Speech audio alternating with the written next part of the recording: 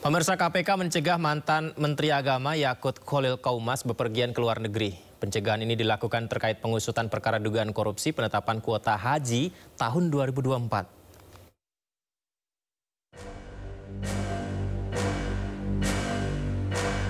Komisi Pemberantasan Korupsi atau KPK mencegah mantan Menteri Agama Yakut Kholil Qaumas bepergian ke luar negeri terkait kasus dugaan korupsi kuota haji 2024.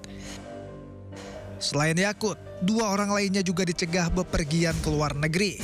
Keduanya adalah mantan staf Susmenak era Yakut berinisial IAA dan pendiri travel haji berinisial FHM. Pencegahan ini dilakukan karena keterangan ketiganya dibutuhkan sebagai saksi dalam proses penyidikan kasus dugaan korupsi penetapan kuota haji 2024. Juru bicara KPK Budi Prasetyo menjelaskan surat keputusan tentang larangan bepergian ke luar negeri terhadap 3 orang berinisial YKC, IAA, dan FHM dikeluarkan pada Senin 11 Agustus 2025.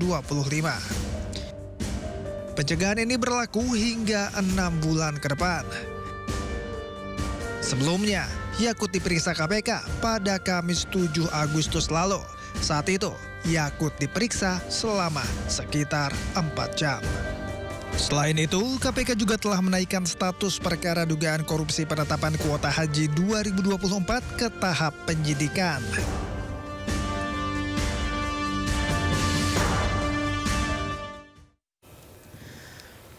Pemirsa, KPK menaksir kerugian keuangan negara akibat dugaan korupsi penetapan kuota haji 2024 ini mencapai lebih dari 1 triliun rupiah.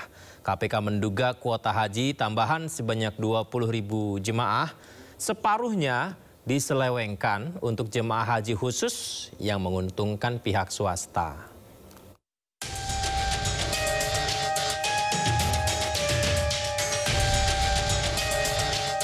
Komisi Pemberantasan Korupsi KPK telah menaikkan status kasus dugaan korupsi penetapan kuota haji 2024 dari penyelidikan ke penyidikan. KPK menghitung kerugian negara akibat perkara ini mencapai lebih dari 1 triliun rupiah. KPK menyebut angka tersebut merupakan perhitungan internal KPK dan sudah didiskusikan dengan Badan Pemeriksaan Keuangan atau BPK. Di mana dalam perkara ini hitungan awal dugaan kerugian negaranya lebih dari 1 triliun. KPK kini tengah membidik sosok pemberi perintah dalam pemberian kuota haji yang tidak sesuai aturan, serta melacak pihak-pihak yang mendapatkan keuntungan dari kasus ini. Terkait dengan siapa yang memberikan perintah terhadap pembagian kuota yang tidak sesuai dengan aturan ini. Kita seperti ini. Kemudian juga dari aliran dana, siapa pihak-pihak yang menerima aliran dana yang dikaitkan dengan penambahan kuota tersebut. Kasus dugaan korupsi penetapan kuota haji 2024 berawal saat pemerintah Indonesia mendapatkan tambahan jatah 20.000 kuota haji dari pemerintah Arab Saudi untuk musim haji tahun 2024. Tambahan jatah itu diberikan untuk mempercepat antrian haji yang panjang di tanah air. Seharusnya 92% atau 18.400 kuota menjadi milik jemaah haji reguler dan 8% atau 1.600 kuota milik jemaah haji khusus. Namun Kementerian Agama era Yakut membagi rata jumlahnya untuk kuota haji reguler dan haji khusus atau 50% banding 50%. Surat keputusan Menteri Agama nomor 130 tahun 2024 menjadi dasar hukum pembagian kuota tambahan yang diduga melanggar Undang-Undang Penyelenggaraan Haji yang mengatur kuota haji khusus hanya 8%, bukan 50% seperti yang ada dalam surat keputusan Menteri tersebut. Sebelumnya, Pansus Angket Haji DPR RI menemukan sejumlah kejanggalan dalam penyelenggaraan ibadah haji 2024. Dugaan ini kemudian ditindaklanjuti KPK dengan memeriksa sejumlah saksi, antara lain Kepala Badan Pengelolaan Keuangan Haji atau BPKH, Fatlul Imansyah, hingga memanggil pendakwah Ustadz Khalid Basalamah yang dimintai penjelasan mengenai pengetahuannya tentang pengelolaan ibadah haji, hingga mantan Menak Yakut Kholil Qaumas. Dari Jakarta, tim liputan iNews melaporkan.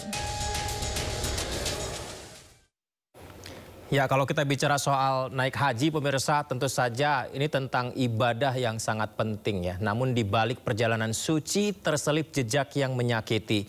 Kerugian akibat korupsi kuota haji rasanya sungguh menyayat hati. Tak main-main pemirsa, 1 triliun rupiah menjadi noda yang abadi. Akankah keadilan menutup luka besar ini? Kita bahas lebih dalam tentang informasi ini bersama narasumber istimewa kita malam hari ini, Komisioner KPK 2007-2011 dan Irjen Kementerian Agama 2012-2016, Muhammad Yasin. Kemudian kita juga terhubung dengan Pak Boyamin, Koordinator MAKI. Assalamualaikum, selamat malam semuanya, apa kabar? Waalaikumsalam, kabar baik. Kabar baik. Terima kasih banyak Pak Yasin, Pak Boyamin berkenan dialog di Sindo Prime. Pak Yasin, ya, kalau tahu berita tentang adanya dugaan potensi korupsi di naik haji ini kok rasanya sedih ya kita ya. Karena kan bicara dengan ibadah yang suci begitu. Tapi begini, apakah benar potensi dalam penyelenggaraan ibadah haji ini Pak Yasin, ini sudah harus diwanti-wanti memang sebesar itu dari dulu Pak Yasin? Ya, jadi kalau potensi korupsinya itu, ini sudah kami laksanakan kajian sistem di penyelenggaraan haji itu yang memang korup. Waduh. Itu ada 48 titik temuan yang berindikasi ini berpotensi menimbulkan korupsi. Itu sejak dari KPK itu di tahun 2010 sudah kita lakukan kajian. Kita sampaikan ke Pak Menteri pada waktu itu, Menteri yang bersangkutan. Untuk ditindaklanjuti Pak, ini gerakan pencegahan agar tidak korup di penyelenggaraan haji.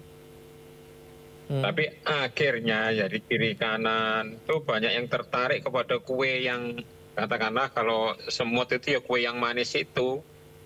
Nah, sehingga pada tertarik di situ akhirnya ya timbul penyimpangan yang berkaitan dengan pengadaan barang dan jasa dan financial fraud atau penyimpangan keuangan.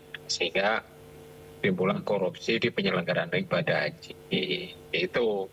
Nah, sekarang malah ada tambahan baru ini. Case yang baru ini adalah dugaan ini penjualan kuota atas pembagian kuota yang diduga melanggar aturan perundangan. Kalau menurut saya memang melanggar aturan perundangan ya.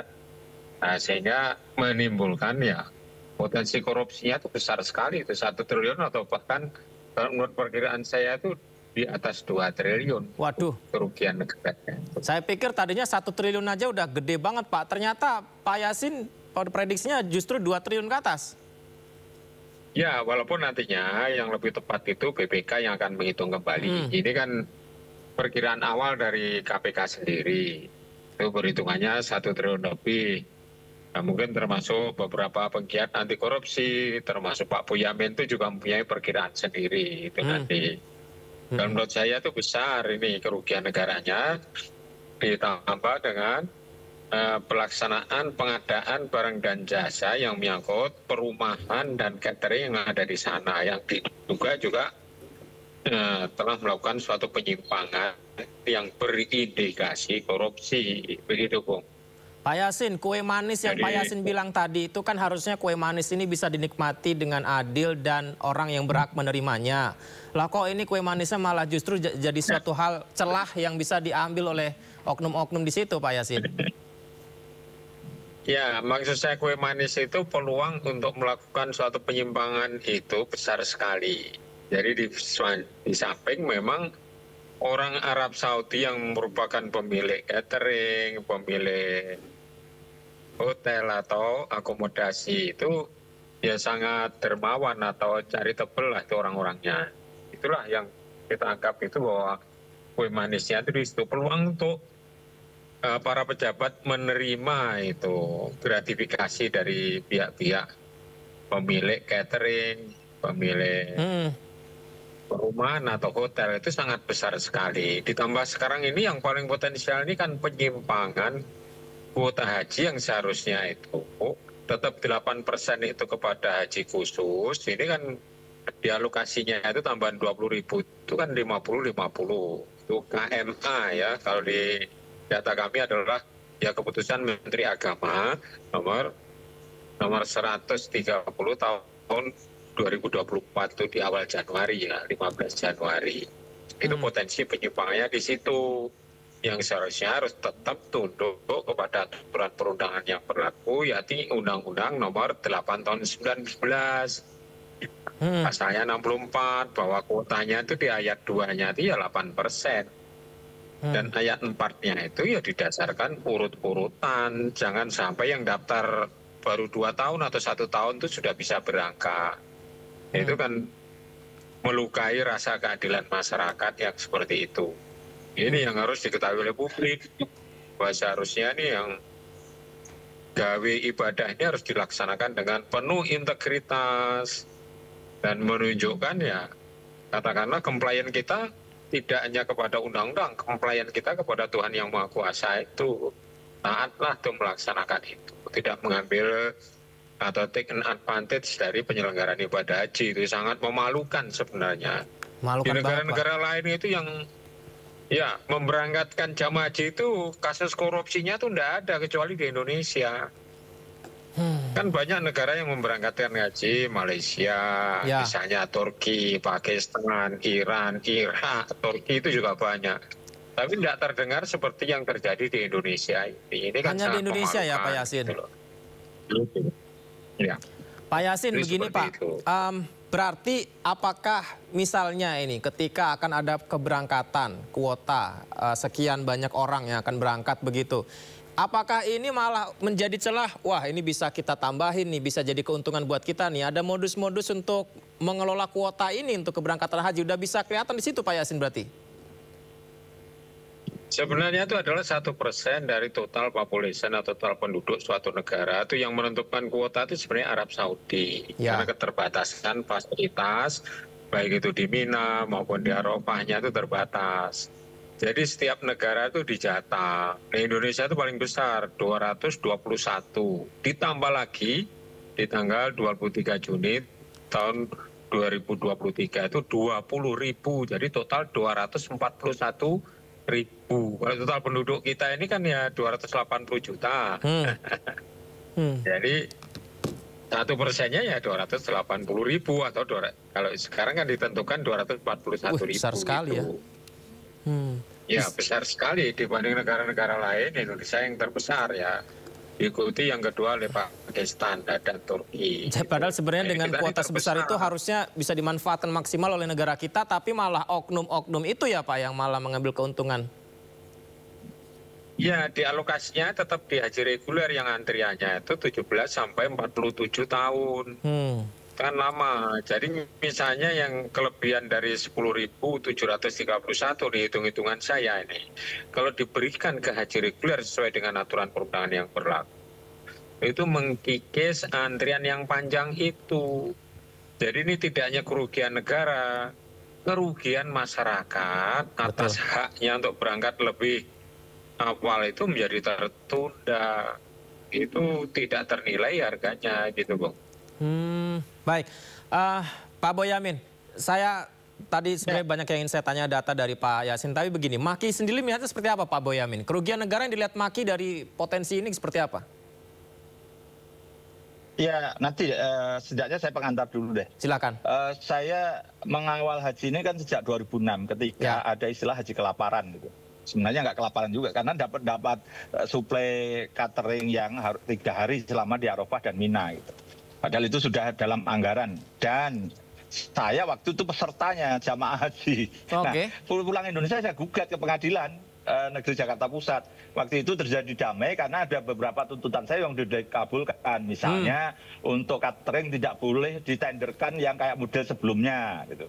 Terus kedua, paspor hijau itu harus berlaku, tidak boleh paspor coklat. Gitu. Dulu kan paspor kita itu paspor coklat yang berlaku setahun dan hanya bisa untuk ke haji, umroh aja nggak bisa gitu. Jadi dan itu ternyata apa? Setelah jadi paspor hijau pun orang-orang Kementerian Agama itu masih mencetak buku yang seperti paspor di sana disobek-sobek untuk checking gitu. Nah artinya itu kan sebenarnya pencetakan ini yang utama itu kan biaya pencetakannya gitu. Jadi urusan mencetak buku paspor itu aja nampaknya sengaja dibuat khusus itu ya karena ada biayanya yang mungkin ya bisa dikorupsi juga gitu, karena pencetakan itu kan paling gampang dikorupsi juga gitu. Jadi level itu aja dulu udah dikorupsi kok, Pak. Jadi itu yang terus kemudian saya waktu itu diganti rugi, tapi saya masukkan basis lah kalau ganti ruginya waktu itu. Tapi sejaknya ada perbaikan-perbaikan, terutama paspor yang tadinya coklat jadi hijau.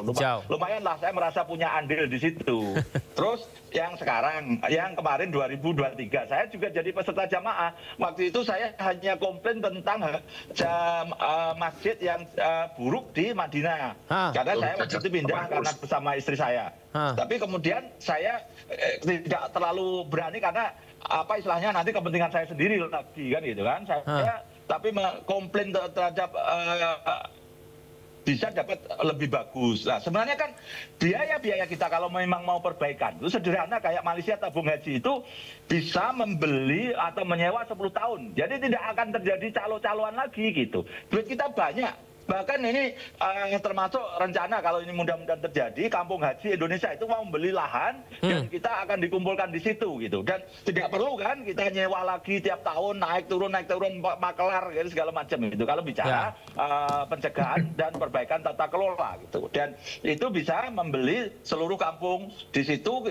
kita bisa full di situ daripada ada yang dekat ada yang jauh, kan kasihan kalau di Mekah itu. Kalau dijadikan satu kan enak, kendaraan juga bis solawat ke situ terus-terusan putar kan, dan seluruh kampung itu misalnya jadi satu orang Indonesia itu, dan itu mau dikerjakan dan bisa kan gitu kan, dan nanti itu akan pasti mengurangi ongkos juga memberantas korupsi dari sisi catering maupun dari sisi penginapan. Tapi selama ini kan penginapan itu selalu terjadi tawar-menawar, catering tawar-menawar begitu. Dan itu akhirnya pada posisi tertentu ya memang dikorupsi tiap tahunan itu.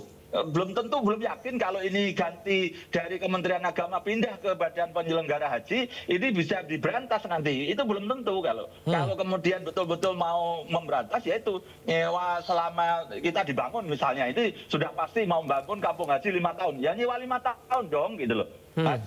Penginapannya disewa 5 tahun. Terus catering juga sudah dikontrak 5 tahun. Udah tidak apa-apa, orang Arab juga mau kok gitu loh. Jadi sudah ini yang kira-kira suatu yang perbaikan. Itu yang pertama dari sisi pencegahan. Sekarang pemberantasan. Memang kemarin saya sudah memasukkan data seperti yang dikatakan Pak Yasin tadi, surat keputusan. Itu kan banyak yang nanti saya bisa urai dan kemarin sudah saya sampaikan gitu.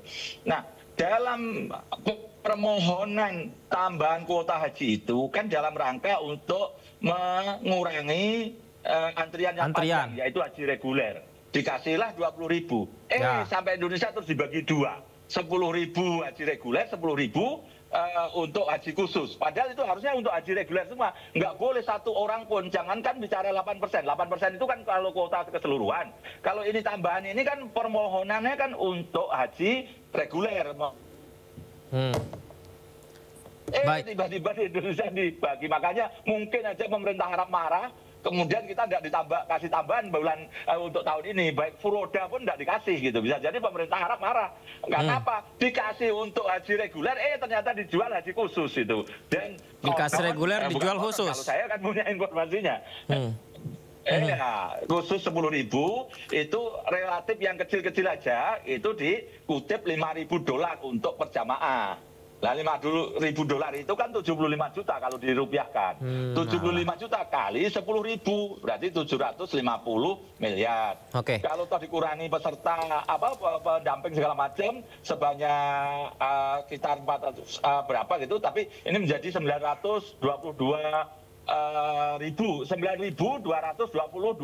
orang. Itu kan berarti ya 691 miliar hitungan saya itu kerugian. Itu belum yang ada haji reguler yang mendaftar baru-baru aja 2 tahun bisa berangkat karena mengisi yang 10.000 reguler tadi. 10.000 reguler itu harusnya tidak dapat subsidi dari BPKH. Tapi ternyata dapat juga. Sehingga hitungannya bisa aja 1 miliar, 100 miliar sampai 200 miliar bisa jadi yang setelah itu. Terus catering dan penginapan bisa aja ya 100 sampai 200, maka ketemulah di angka 1 triliun tadi gitu. Baik, Pak Boyamin. Bisa jadi yang lebih tinggi bahkan 2 triliun ya tidak apa-apa. Saya malah senang kalau bisa sampai 2 triliun KPK nanti mendalaminya. Gitu. Makasih. Pak Boyamin, Kalau tentang pencekalan era Menteri Agama Yakut Holil Qaumas 2023-2024 itu apakah nantinya akan juga berujung pada penetapan tersangka kepada dirinya, Pak Boyamin? Kalau saya ditanya ya semoga kan gitu toh. Semoga. Iya semoga lah kan gitu kan, karena saya bukan KPK kan, dan saya ya jangan semoga Pak Boyamin kan, ya tidak boleh langsung menuduh oh ini harus tersangka kan, menuduh. Jadi saya ya kalau kamu tanya jawaban saya semoga. Pak Boyamin sebentar, Pak Yasin bagaimana? Sebentar, Pak Yasin gimana? Kalau tidak tersangka nanti saya gugat pra peradilan kan, gitu aja cara saya mengawalnya KPK gitu. Oke, Pak Yasin tadi kenapa? Boleh semoga tidak? Ya kalau kita tuh mengurutnya kan ada seorang melanggar aturan, memperkaya diri sendiri, orang lain atau korporasi, merugikan keuangan negara atau merugikan masyarakat yang dalam hal ini adalah calon jemaah haji. Ada niat jahat. Ya kalau dari runtunan histori dari penetapan kuota itu kan Juni 23 tahun 2023, ya kan? Itu tambah 20 tuh dari Arab Saudi. Di Oktober tahun 2023 itu sepakat dengan DPR tuh, jadi kuotanya telah ditambah 20.000 dari 221 menjadi 241.000. Muncul namanya Peraturan Menteri Agama nomornya 1005, itu turun menjadi 221.000, kembali ke seakan-akan belum ada tambahan. Muncul lagi tuh keputusan Menteri Agama KMA, ya itu nomor 130 tuh Pak Boyamin tuh punya itu aturan itu yang ada breakdown detailnya gitu. Nah itu 50% jelas melanggar undang-undang. Seseorangnya sudah ditentukan, pelanggar aturannya itu mengeluarkan KMA 130 pada 15 Januari 24, itu sudah jelas itu memenuhi kriteria delik pasal 3 Undang-Undang 3199. Kalau menurut saya seperti itu. Berarti KPK tentunya sudah melakukan suatu pencegahan ke luar negeri, tinggal memanggil dan menetapkan siapa tersangkanya itu ya minimal orang yang dicegah ke luar negeri itu. Oke. Begitu, Bung. Berarti disimpulkan kalau dicekal ke luar negeri dengan pertimbangan data Pak Yasin sampaikan tadi, seharusnya itu menjadi pertimbangan menjadi tersangka. Iya, jangan lama-lama nanti masyarakat nanya, ini kok kosong terus nggak ada yang tersangka, itu kan baru kali ini terjadi. Ya bisa saja seperti itu diperbolehkan sesuai dengan aturan perundangan. Tapi jangan kosong terus, ya ada isinya tersangka itu siapa tersangkanya. Kalau tidak mau disebut nama lengkapnya ya inisial gitu. Jadi transparansi yang bisa dikemukakan yang tidak melanggar aturan perundangan tentang kebebasan untuk menerima informasi publik itu ya dengan cara itu. Ya inisial saja, detailnya itu tetap rahasia gitu. Praduga tak bersalahnya itu juga ada gitu loh. Jadi presumption of innocence tetap berlaku, tapi tersangka itu diisi dengan nama inisial. Tuh, jadi masyarakat itu menganggap KPK ini pulih kembali. Artinya tuh jadi marwahnya KPK bangkit lagi. Jadi tidak hanya not only talk the talk, tapi work the talk. Artinya bekerja dengan baik, profesional, sesuai dengan due process of law. Gitu, Bung. Baik. Pak Boyamin, dengan data yang disampaikan Pak Yasin tadi sebenarnya gamblang berarti Pak ya? Informasi pelanggarannya di mana gitu ya Pak Boyamin? Ya, malah Pak Boyamin udah tahu juga, cuman malu-malu aja itu menyampaikan di sini. Ayolah Pak Boyamin, jangan malu-malu Pak. Lebih dalam lagi begini, sebenarnya pengaturan kuota itu kalau toh boleh, itu harus namanya peraturan menteri. Yang itu ditayang di lembaran negara setelah diverifikasi oleh Menteri Hukum dan Menteri Sekretaris Negara. Siap. Melanggar undang-undang atau tidak, kalau melanggar nggak boleh. Nah, presisi saya gitu, ini bukan peraturan Menteri Agama yang dibuat. Karena apa? Tahu melanggar undang-undang hanya 8%, padahal pengennya kan 50%. Apalagi kalau dasarnya permohonan tadi, itu kan harusnya tidak ada satu orang pun yang mendapatkan gaji khusus karena untuk reguler. Nah, ternyata apa yang terjadi? Itu bentuknya surat keputusan nomor 130. Nah, kan sudah dibagi mulai zaman reformasi itu. Kalau menyangkut orang, itu adalah surat keputusan. Kalau menyangkut kepentingan umum atau sifatnya general adalah peraturan. Di mana cara mengujinya kalau tidak puas? Kalau peraturan itu ke Mahkamah Agung judicial review.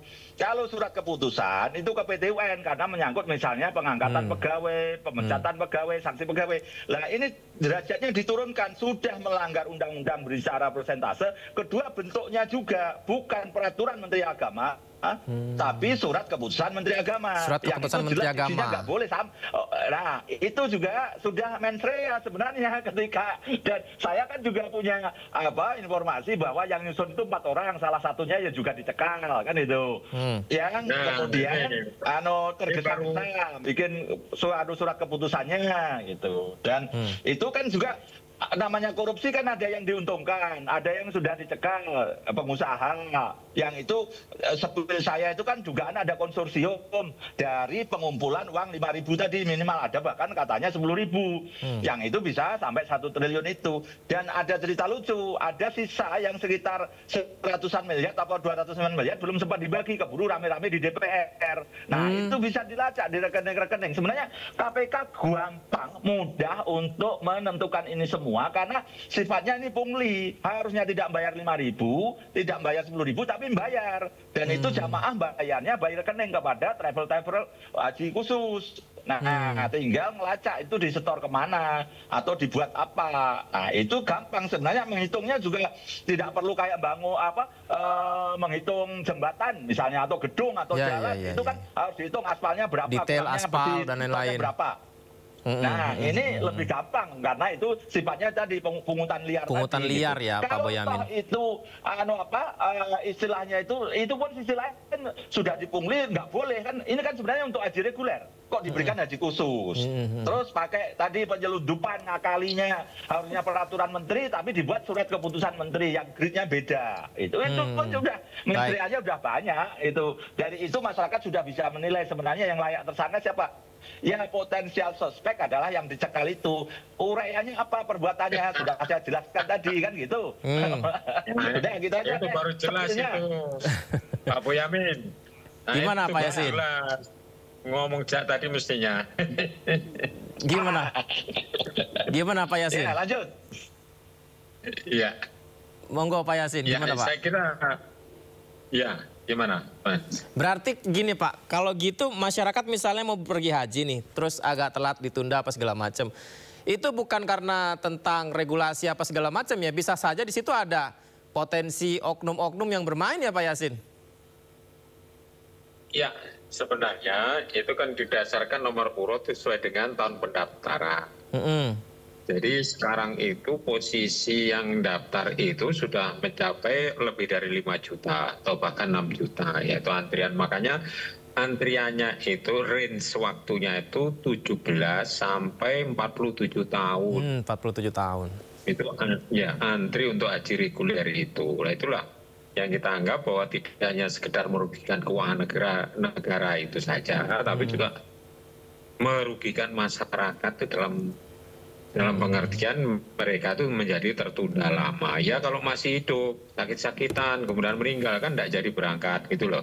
Merugikan masyarakatnya itu lebih dahsyat lagi nih, tidak ternilai harganya. Nah, jadi kalau masalah itu diatur dengan baik, keberpihakan pemerintah terhadap antrian itu harus diturunkan jangka waktunya, itu mestinya ya tidak harus dijual ke haji khusus. Jadi niat jahatnya itu, uangnya tuh larinya kemana? Nah, pemerintah nih, penegak hukum harus berusaha untuk merecover kerugian negara itu, misalnya kalau kerugiannya 1 triliun atau 1,5 triliun sampai 2 triliun. Gimana cara merecover itu uang-uang yang telah dikumpulkan atas penjualan ke haji khusus, ke travel-travel ya, ke travel-travel yang travelnya sekarang sebagian sudah ada yang dicekal untuk bepergian ke luar negeri. 10.000 itu banyak loh. 10.000 itu dikalikan 200 juta aja sudah 2 triliun itu hitung-hitungan sederhana. Ya memang kerugian negara itu yang punya kewenangan untuk menghitung itu adalah BPK dan atau BPKP. Baik. hitung-hitungan kasar ini sudah dipegang oleh masyarakat dan juga oleh hitung-hitungan awal oleh penyidik KPK sudah ketemu itu 1 triliun lebih. Potensinya bisa saja lebih dari itu. Nanti kalau dari BPK kan detail menghitungnya. Baik, Pak Yasin. Ruginya triliunan itu bisa apa enggak kembali itu uang itu yang jadi permasalahan juga. Gitu, Bung. Ujung-ujungnya semuanya yang dirugikan rakyat nih Pak Yasin nih kalau ada tambahan lagi begini. Sedikit saja Pak Boyamin, waktu kita terbatas. Ya, silakan. Haji reguler itu kan sebenarnya kan ada subsidi sekitar 40 juta karena kita sudah nabung 30 tahun lalu gitu. Ya. Nah, haji reguler yang 10.000 diduga itu diambil orang-orang yang baru mendaftar. Harusnya kan dia bayar full 93 juta. Tapi ternyata dia hanya membayar sampai 50. Dari mana 40-nya? Diduga berasal dari BPKH. Nah, BPKH ini apakah ceroboh, teledor, tidak meneliti itu? Masa orang yang tidak nabung dapat manfaat? Itu dihitung nanti juga gitu, Mas. Jadi banyak kalau mau kita persoalkan itu termasuk itu tadi subsidi yang harusnya untuk orang yang daftar lama tapi dipakai orang baru. Orang baru dengan membayar. Dan tadi juga ada dugaan manipulasi itu. Baik. Terus yang berikutnya adalah surat keputusan itu zaman Pansus DPR nggak keluar disembunyikan. Nah, alhamdulillah saya dapat. Bahkan yang masih draft aja, yang baru diparap, yang belum ditandatangani menteri saya dapat.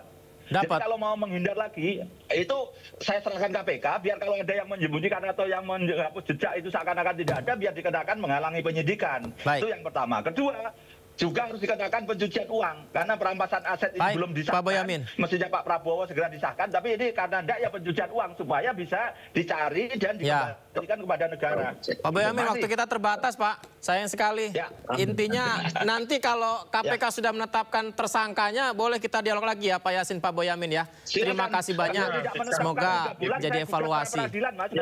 Ya, setuju. Untuk haji kita ya, semoga evaluasi. Terima kasih Pak Yasin, Pak Boyamin. Assalamualaikum.